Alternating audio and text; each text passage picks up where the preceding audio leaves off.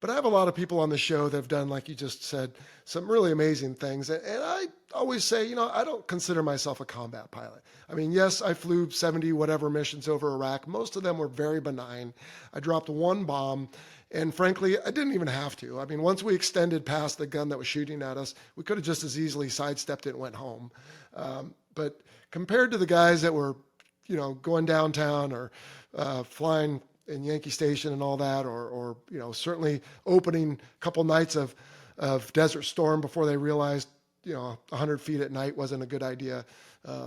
Those people deserve our respect, but I don't try to put myself on a level with them at all.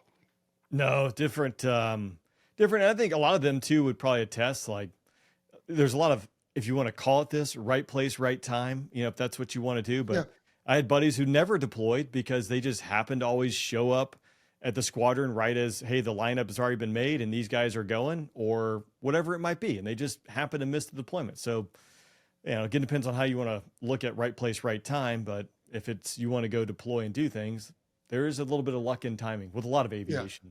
Always a bridesmaid, never a bride. For me, it wasn't that I was a warmonger wanting to go kill. I just wanted to know, do I have the right stuff? I mean, we practice and train for this over and over. Well, that's all fine and good, but right? Ask any football team that does nothing but scrimmage and run drills. They want to meet another team and play. You want to be tested. You want to put your skills to use. I think probably some parallels too. I mean, my last deployment was pretty busy, but then you start dropping in the reflection upon it. I was like, some of this, like, do we really need to do this or that? I mean, it does invoke thought. You think more versus when I was going out the door, all I wanted to do was go be tested. I wanted to go do what I had trained to. But then later upon thinking about things, you just reflect more. So, Yeah. And I think, not to go on a tangent, but that's why it's probably good at our age, if I can lump you in with mine, that we're on a more benign type of flying, because those days of wanting to be tested are behind me. I feel like I'm prepared today if I need to be tested, but I'd rather just have an uneventful flight from point A to point B and get everyone where they're going. yeah, that's my speed. I don't want to be soaking up SA-20s and SA-10s. Those days are gone. So hats off to the guys and gals who are still out there standing on the line. Amen. That's what we need. So you spend, I mean, the entire career flying, which is really cool, but you do a couple ground deployments, which I find interesting. Can we dive into those a little bit?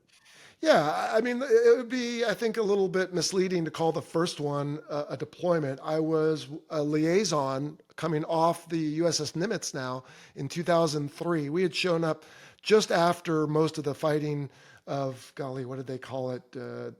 Right? It went from Southern Watch to Iraqi Freedom and then New Dawn, I think it was, right? So Iraqi Freedom, Nimitz showed up after most of the fighting. So we were walking the beat, doing the patrols, et cetera. And I had been selected to go into Al Udeid in Qatar and be a liaison at the Combined Air Operations Center. And we had a jet that broke on the tanker that landed in Talil. And it was the night before Nimitz was pulling in for the 4th of July, actually. It was going to have a port visit in Dubai. And they had sent quickly some folks from the ship to try to fix it. And I was one of a few Navy liaisons, and the senior was the XO of another squadron. And I said, hey, why don't I take these E4 and E6 out there, because I can, as a O4, throw my weight around if necessary, get what they need to get this thing fixed. And he said, good idea. So I found myself on a C-130, what I thought going to Talil, but instead we went to Baghdad first, spent about an hour there, which was surreal in 2003 with all the little birds flying around and everything else. But they kept us corralled. They know you guys are getting right back on the C-130. So I'm just watching everything and trying to snap a few pictures. And of all things, I just reached over and picked up a couple pebbles from the gravel there at the transient place and said, all right, these are from Baghdad, which is true, but I could pull some out of my yard and say the same thing. No one has to know. Yeah, then we went down to Talil, and long story short, the jet was broken more than these guys were prepared to fix. So we got stuck there over the 4th of July, 2003. There was an A-10 unit that was based there. They took great care of us. They were very generous because we were stuck. So the other pilot, who was a friend of mine, we were actually the two that were flying together when we dropped the bombs in 1999. He was in a different squadron, but I was there to help out.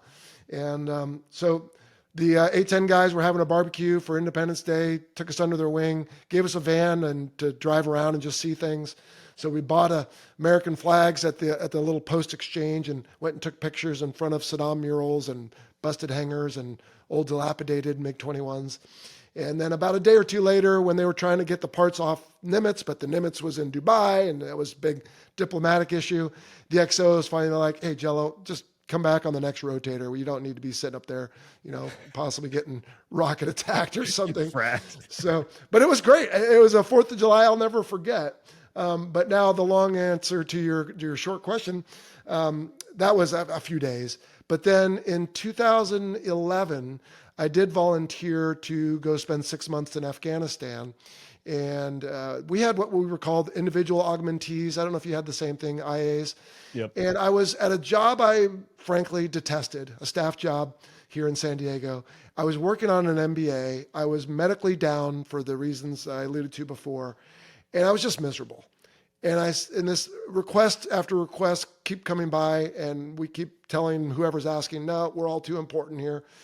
And finally one came by that looked kind of cool. Hey, go hang out with a Joint Special Operations Force in Bagram and, 6 months, et cetera. And I sort of, I don't know, Rambo-esque, imagine myself calling in airstrikes and maybe I'll get a JTAC qual, right? Joint Terminal Attack Controller. And I'll be running around with these dudes. And no, it was just more PowerPoint, but it was somewhere else. But, as long as I had internet, I was able to work on my MBA, which was the biggest thing. Where I lost Husband of the Year nomination honors reign was that I basically, in a fit of just self agony at the staff job, put in for it before realizing maybe I should ask my wife about this. Oh yeah, it's someone's gonna get it, so I might as well just volunteer. Go ugly early, right? But yeah, I'm sure that one went over real well at the dinner table. No, it wasn't great. Like you, I've done a lot of deployments, but I like to tell people I did one engaged, one married, one with one kid, one with two kids, one with three kids. Yeah, this one was all three boys, and we were living here in Coronado, so Beth had a lot of help.